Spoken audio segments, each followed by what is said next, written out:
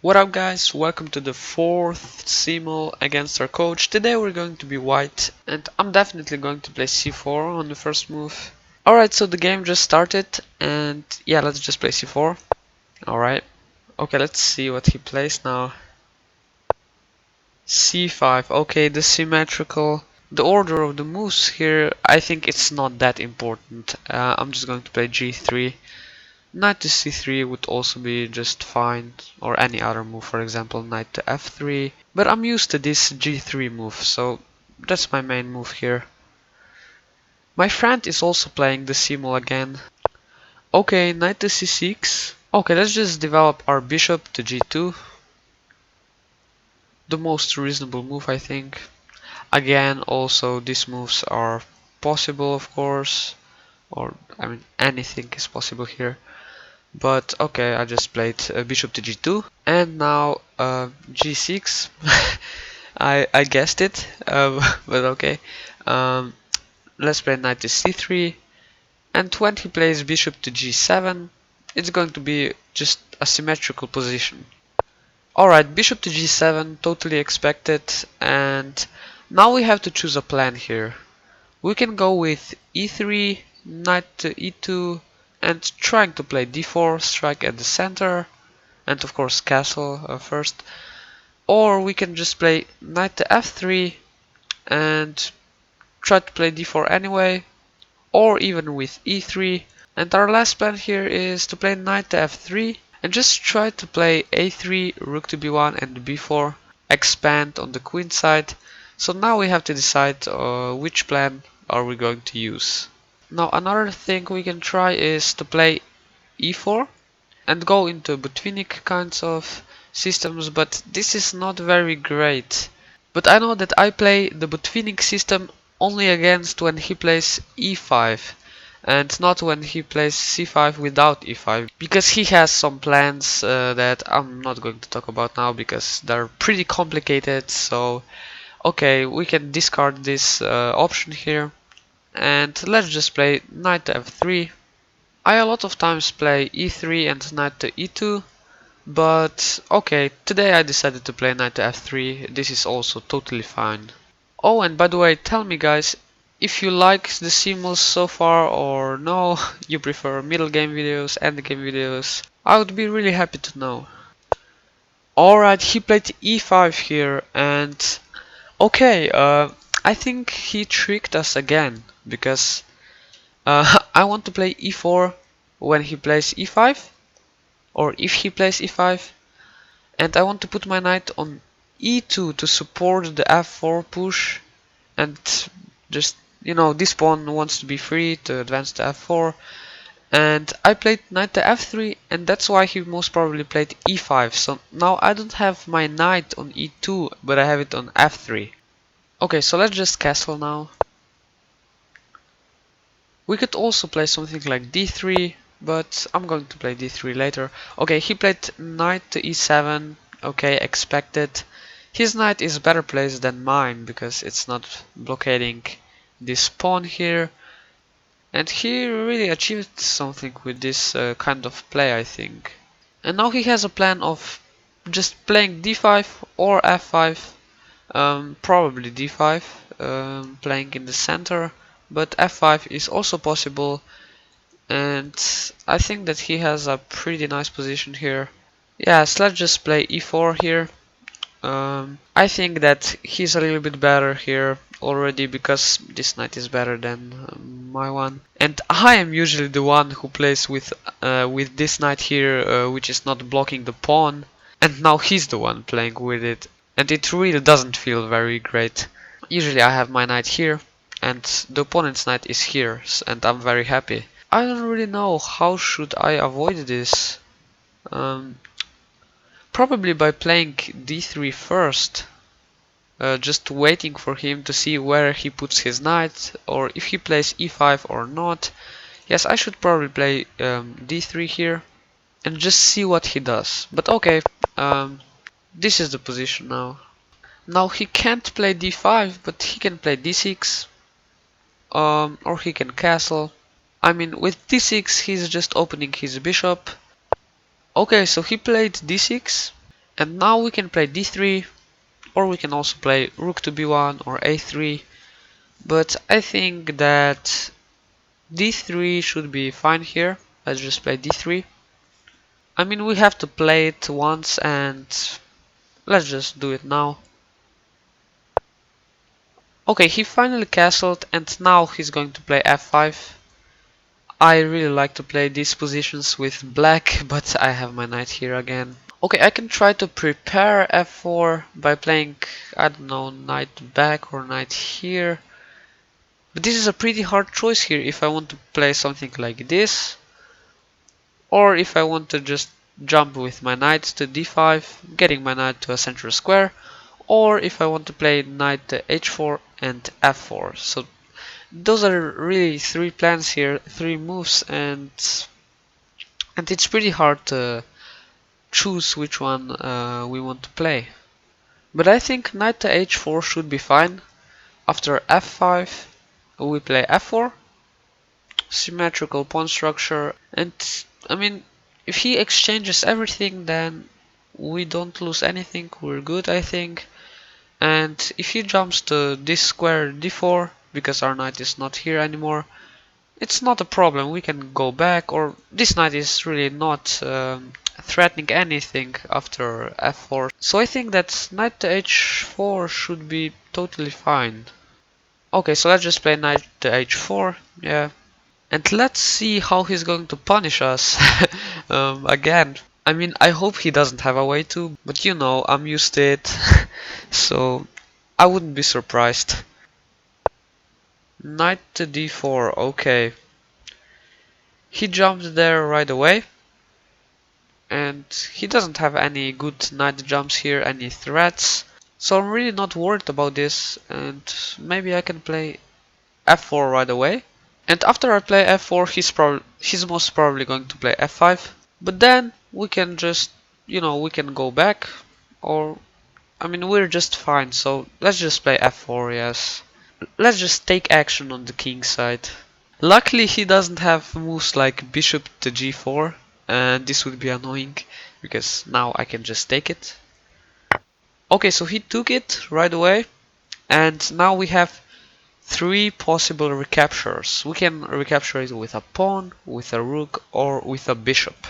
Now we're not going to recapture it with a rook because our rook could easily get under some fire, or I mean, I think he has this move g5, and this is just losing because of a fork. And now we come into two options, taking with a pawn or with a bishop. And that's the question here. Let's see. Okay, so let's take it with a bishop. I decided to do this because if I took it with a pawn, then I don't know, it looks kind of risky and I'm really not sure about it after a move like f5. I'm not sure about this, so that's why I just took it with a bishop. It looks fine. Now I have to keep an eye on moves such as g5 after something like h6, but this is not the problem right now. Okay, he played his bishop to e6, which looks like a pretty weird square, but yeah, it really looks like a weird square. But okay, he probably has a plan, right? But now what is our plan? I basically want to retreat with my knight to f3 to charge this knight and get this knight to a better square than this h4 square. It's doing like nothing. So I want to get him here, but if I play knight f3 right away, he has this move probably, and it could be quite annoying here, so let's see what we can do against this. Now we could also go to this d2 square, trying to play something like bishop to h6, exchange these bishops. But again, I'm not sure about this because our bishop here, it's pretty useful. I mean, we have our pawns on the light squares, and this bishop is really a good bishop. I kind of needs to have him for the defense of my king. But I think I should definitely play this move, also to avoid these pins, like I said. And also it defends this pawn, because in the future this bishop might attack this b2 pawn and my queen defends it here. So Yeah, okay, let's just play queen to d2. Looks like a very good move. And my position looks quite nice now, I think. We don't have, I think we don't have any big problems now in our position. Okay, now maybe queen to d7. Maybe he's going to play this. But okay, now he played knight to c6, supporting this knight even more, or just trying to jump on this square, probably on this e5 square. So the knight is going to be very good here. And what can we do about this? Now I'm looking at two moves here. First one is bishop to h6, and the next one is knight to f3. Which one should I choose? You know what? Let's just play bishop to h6. I'm not sure this is the best move. Maybe knight to f3 was better, but I'm not a computer and this looks kind of logical to me. I hope it's good. Okay, so he played knight to e5. This was kind of expected. And now he's threatening, of course, to just take our bishop and then take this pawn here. So we have to do something about it. And our move here should be just taking the bishop on g7. Okay, we exchange. And now maybe I played badly because these two knights here are very powerful, as you can see on these two dark squares. And I don't have a dark squared bishop. I mean, now I'm probably going to play knight f3 back. I mean, even though we get the position where I have a knight versus this light squared bishop, I think we should be fine because we get rid of these two powerful knights. But he's probably not going to take twice here. He's probably just going to take once and then just have this knight here. But the move should definitely be this, I think. So let's just play knight f3. And he's probably planning f5 here, but I'm not sure here if he's going to play this. But you know, it's possible and it looks like a pretty good move. Just challenging my pawn structure, making it, you know, less stronger, and also getting more space, of course. Okay, he took on f3. Now we have to recapture it. And he's most probably not going to take this one, or maybe he's going to, I don't know. But I think that it's better for him not to take it, because this knight is pretty good here. I'm really surprised that we haven't seen any blunders in this game. You know, that's pretty unusual for our Simuls, and I hope it stays that way, you know. Okay, so if he doesn't take my bishop here, then I'm definitely planning to play knight e2 and just get rid of this knight, you know. This knight is very good on this d4 square, and even if he moves back, then I'm okay with it. This knight is not that annoying anymore. Alright, let's see. Rook to b8. A pretty logical move, trying to play b5 and do damage to my pawn structure, or just, you know, getting more space and challenging my structure. That's the point here. But okay, I should probably just challenge this knight with knight to e2. Because I can't play something like a3 or a4, of course. This would be bad, but this is just losing immediately because of knight to b3 actually, and yeah, I can't play this, so I'm okay with him taking my bishop, because this bishop is really not that great here. But you know, I can also move my knight to this d5 square. This would be great. Okay, so let's just challenge this knight. I don't want to lose more time here. Okay, let's see. Queen to f6. What? Wait, what? What's going on here? He just put his queen on the same file as my rook. That means that if I move the bishop, his queen is attacked. But he probably has in mind that he can take my knight with a check and then move the queen or something. And if I take the knight now, he's going to take it with a queen, of course, with a check. And this queen on d4 would be pretty strong, so I'm not going to take this knight now. Well, first move that comes to my mind is just playing bishop to g4, attacking his queen, And now he doesn't have moves like knight to f3 or anything, because I can just take it with my bishop. For example, queen to e3, we can see this knight to c2 coming in, a fork, so this is not possible. And we have to somehow defend this bishop. We could also go back to g2, for example. Oh, but wait, if we play bishop to g4, if he takes our knight, we take it back, of course. Then he can play again queen to d4. Again, this queen is very good here, and I would really like to get the queen off the board. I mean, I could try to do this by playing queen to c3 then after all this, but I'm not sure. Let's see. Let's calculate now. So we have two choices. Bishop to g4 or bishop to g2. What do you think, guys? I'm really not sure here. I mean, he's after bishop to g4, he's probably going to take our knight and then just play his queen to d5 with check and just have a nice position. But after bishop to g2, he can do the same. He can take our knight and then play queen to d4, and we can't block the check with, for example, queen to f2, because this pawn here falls on d3. If you saw that far, but this is really some annoying stuff here. Okay, so let's just play normally and go back with our bishop. It looks better to have a bishop on this g2 square than on the f3 square, or I mean e2 squares. But of course I think his position is better because I exchanged my dark squared bishop, and you can see now the problem of exchanging this bishop. That he can use these weak squares here. You can see we talked about weak squares in the previous video, and you can see all these dark squares here are weak because I don't have a piece that protects them. That this was the dark squared bishop, and that's why I have problems here in this position. Maybe it wasn't the right idea to exchange the dark squared bishop.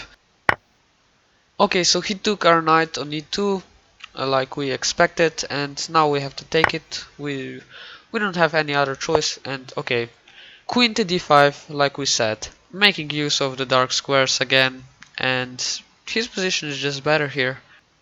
Yeah, let's just play king to h1 first.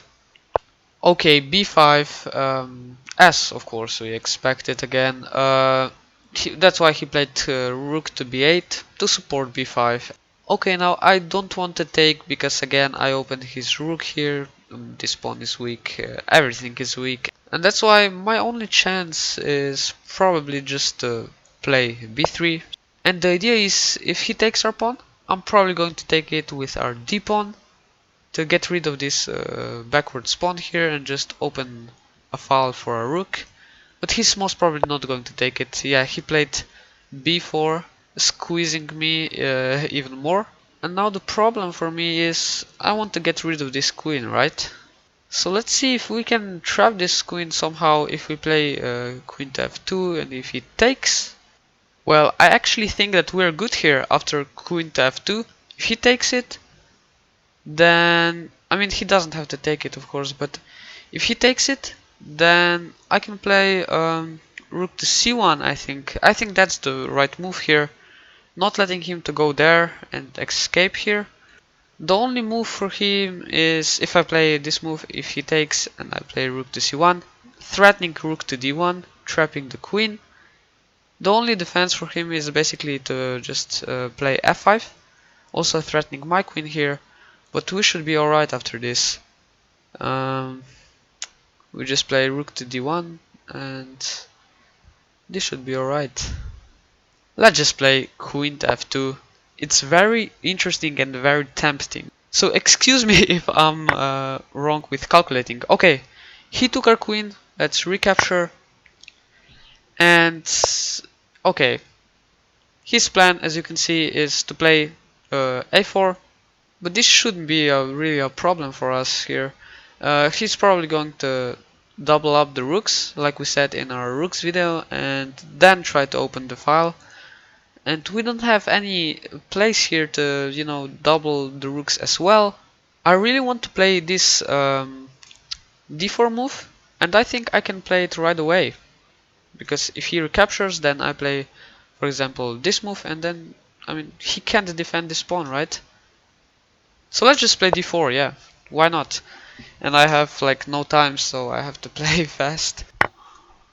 Okay, so he took on d4, and now we have to make a decision which rook to bring to this d file. And I think that it's pretty obvious I'm going to go with this rook here. Because this rook is pretty active here. It's also looking after this f5 push, and this rook wasn't doing anything here. Okay, let's just recapture the pawn, or do we have anything better? Can we first double and then take it? I think taking is alright here. Let's just take it, and then we're going to double. And he's going to defend it with his king. Okay, so let's double our rooks. That's a normal thing to do. And now my position looks pretty good. I should probably move my king closer to the center. That's always a great plan. So yeah, let's just play king to g1. I'm trying to get to a square like e3. This would be a nice square for a king.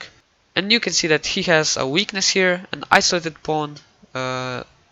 There are no pawns on these two files. I also have an isolated pawn here, but it's not that weak. You can see that I'm applying pressure to this one, and he's not even attacking this one.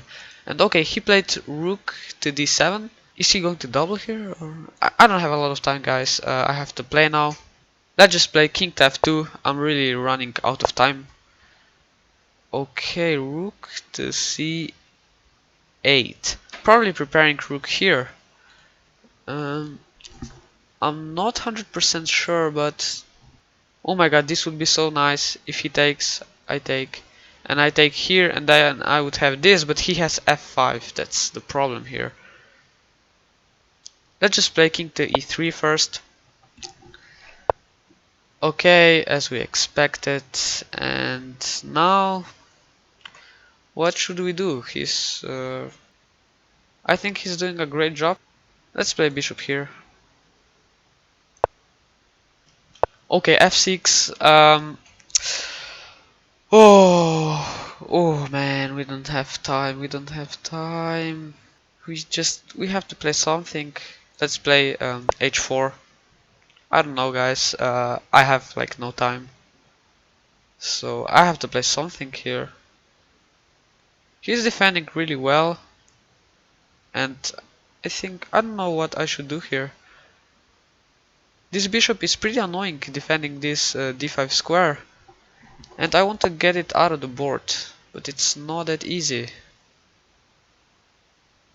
I could, for example, go there with my king. I could try this. Let's just try it, yeah. And I would like to, exchange the bishops. But he's most probably going to play something like this, or I'm not sure. Let's see. We're going to see now in a few seconds. Okay, he played a4. Okay, now let's just try to exchange the bishops. I hope I didn't blunder anything. Maybe I did, but I hope not. Let's just get rid of these bishops, and then probably go to this d5 square with our rook. Okay, he took there, and let's recapture now, and let's see what he does now. Is he going to take? Is he going to check me? Is he going to play this move? He has a lot of moves here, and I really don't know which is the correct one. Okay, he went there. Let's just take the bishop now. And now let's just try to break through here with g5 and just create some weaknesses. He has the possibility of playing this move, I think, but it doesn't look very dangerous. Maybe, I don't know. Okay, let's play g5. He can push, he can take, whatever. Okay. Oh yeah, he took it, and now he's going to play h5, of course. This was a bad play by me, I think, and oof, this was pretty bad, yeah. But okay, let's just play rook to d5 now, and our next move is probably going to be just e5, attacking him. And yeah, I don't know about this position now. He played this, now he's probably going to go there. And now where should I move? I should probably move here. Yeah, let's just go to g3. If he goes there, then I don't know yet. Oh yeah, I still have this move, I think, because if he plays this, I can play this and then just win this pawn on the next move. So this is a really interesting endgame here, like an endgame lesson. Okay, he played this. Let's play e5, whatever. Oh, but he can play this. Oh my god, no. Let's just push our pawn here. Let's just attack the rook. And okay, what to do now? We have to exchange the rooks, I think. This wasn't great because he gets his king here, and now does this work? This, here. No, we're too slow. But we can play this move here. And okay, did we just give him another pawn? Did we blunder, or is this alright? Please, no, please don't take it and just win the game. Okay, he took it. I mean, what can I say? It's just over, right? Do we have anything here? I think not. Let's just try to, he's going to play this, of course. And we should play this move, I think. Now he can go there. What am I doing? Okay, what? Well, let's just take the rook. What? Why did he do this? He offers a draw? Hell no, man. Hell no. Of course not. He just blundered here. Oh my god. I think he was winning after... Um, yeah, he resigned. Let's go. I mean, he was just winning here after this move, I think. And then if I play c7, he just plays rook to c1, and I can't promote, right? And he's like 2 pawns up and just winning. But he blundered and he just played king to f6, and now this is just losing for him, right? Let's go, guys. I won. I don't know if I deserved it. I don't think so, but anyways, it was a really interesting endgame and overall a really interesting game. So I hope you enjoyed it, and I'll see you in the next video.